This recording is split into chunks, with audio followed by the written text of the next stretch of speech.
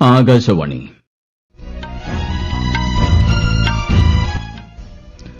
നമസ്കാരം. വാർത്തകൾ വായിക്കുന്നത് ഗോപകുമാർ.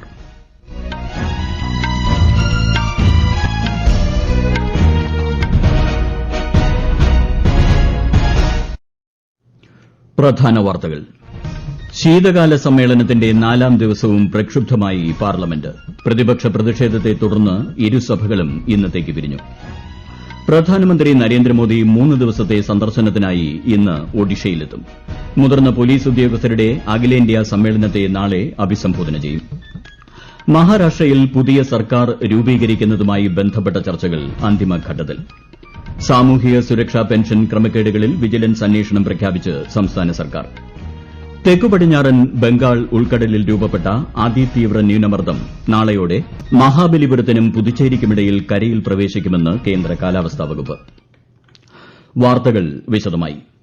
ശീതകാല സമ്മേളനത്തിന്റെ 4ാം ദിവസവും പ്രക്ഷുബ്ധമായി പാർലമെന്റ്. പ്രതിപക്ഷ പ്രതിഷേധത്തെ തുടർന്ന് പാർലമെന്റിന്റെ ഇരുസഭകളും ഇന്നത്തേക്ക് പിരിഞ്ഞു.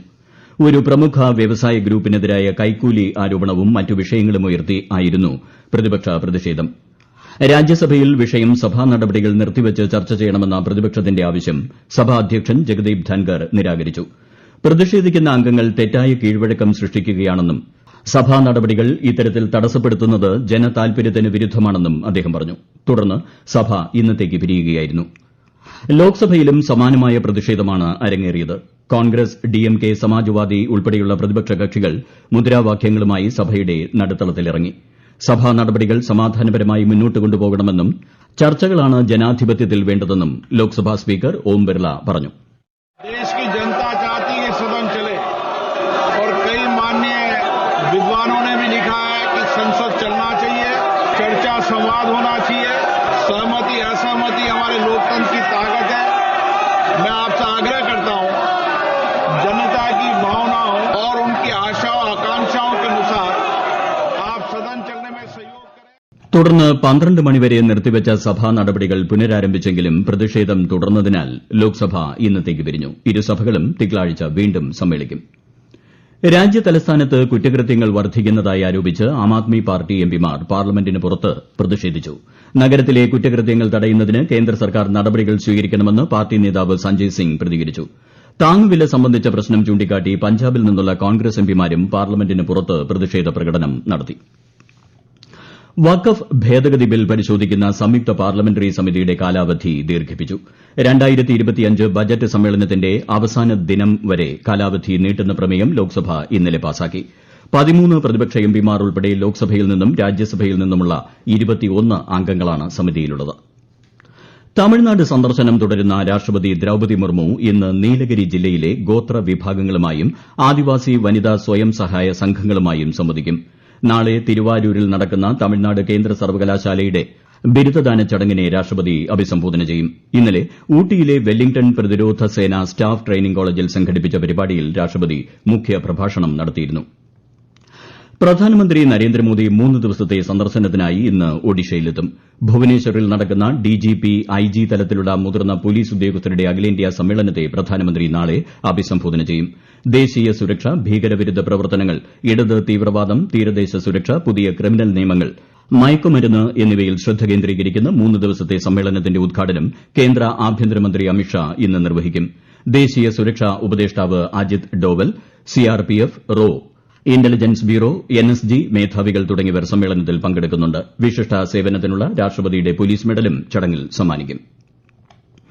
മഹാരാഷ്ട്രയിൽ പുതിയ സർക്കാർ രൂപീകരിക്കുന്നതുമായി ബന്ധപ്പെട്ട ചർച്ചകൾ അന്തിമഘട്ടത്തിൽ. മഹായുതി സഖ്യ നേതാക്കളായ ഏകനാഥ് ഷിൻഡെ, ദേവേന്ദ്ര ഫട്നാവിസ്, അജിത് പവാർ എന്നിവർ കേന്ദ്ര ആഭ്യന്തരമന്ത്രിയും മുതിർന്ന ബിജെപി നേതാവുമായ അമിത്ഷായുമായി ന്യൂഡൽഹിയിൽ ഇന്നലെ കൂടിക്കാഴ്ച നടത്തി. ബിജെപി കേന്ദ്ര നേതൃത്വത്തിന്റെ തീരുമാനം അംഗീകരിക്കുമെന്ന് ശിവസേന നേതാവും കാവൽ മുഖ്യമന്ത്രിയുമായ ഏകനാഥ് ഷിൻഡെ വ്യക്തമാക്കിയിരുന്നു. ഈ വാർത്തകൾ ആകാശവാണിയിൽ നിന്ന്.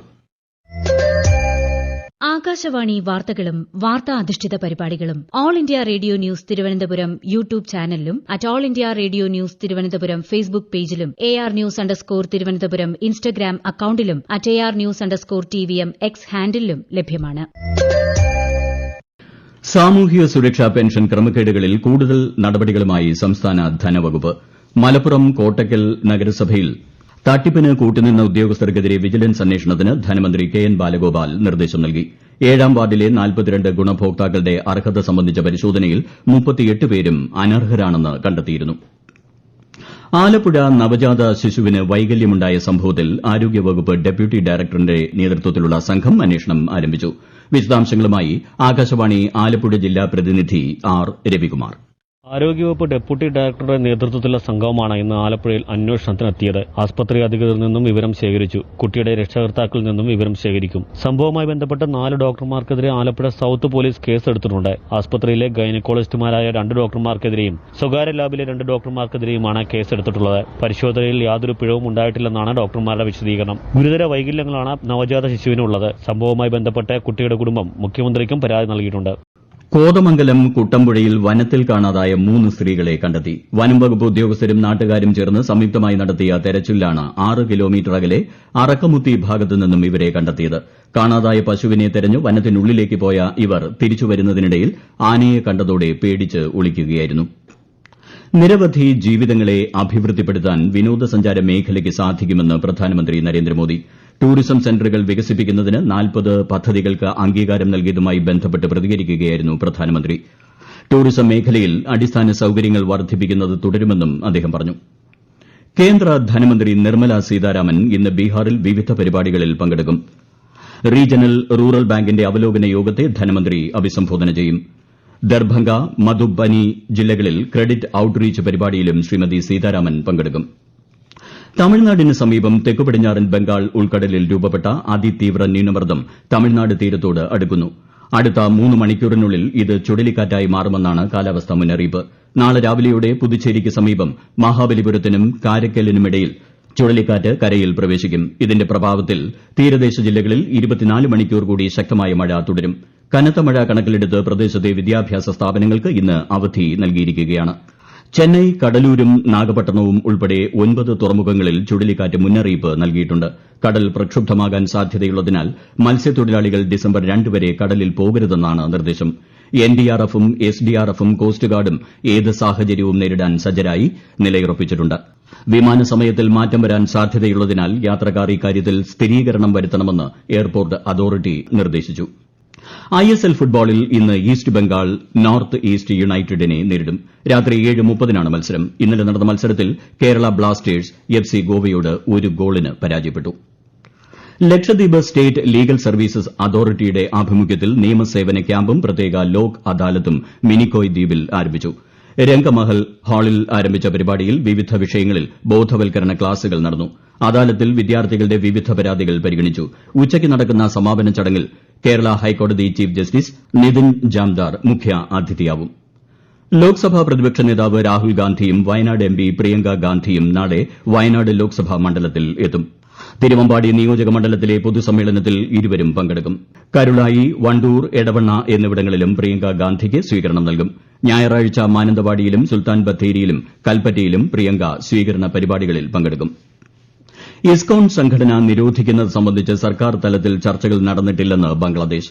ധാക്കയിൽ നടന്ന വാർത്താ സമ്മേളനത്തിൽ ബംഗ്ലാദേശ് ഇടക്കാല സർക്കാരിലെ പരിസ്ഥിതി മന്ത്രാലയ ഉപദേഷ്ടാവാണ് ഇക്കാര്യം വ്യക്തമാക്കിയത്. വ്യക്തികളും സംഘടനകളുമാണ് ഇത്തരം ആവശ്യങ്ങൾ ഉന്നയിച്ചതെന്നും ബംഗ്ലാദേശ് സർക്കാർ അറിയിച്ചു.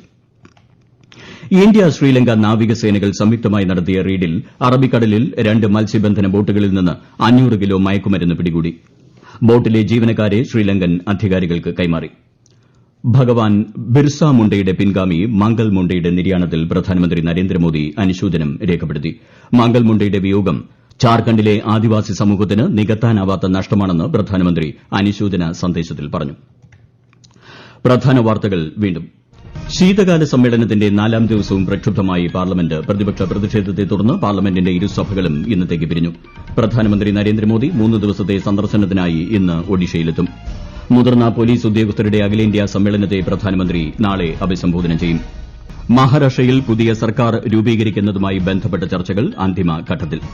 സാമൂഹിക സുരക്ഷാ പെൻഷൻ ക്രമക്കേടുകളിൽ വിജിലൻസ് അന്വേഷണം പ്രഖ്യാപിച്ച് സംസ്ഥാന സർക്കാർ.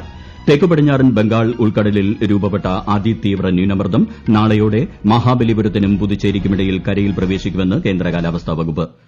വാർത്തകൾ കഴിഞ്ഞു. അടുത്ത വാർത്താ പ്രക്ഷേപണം വൈകിട്ട് 6:30-ന്.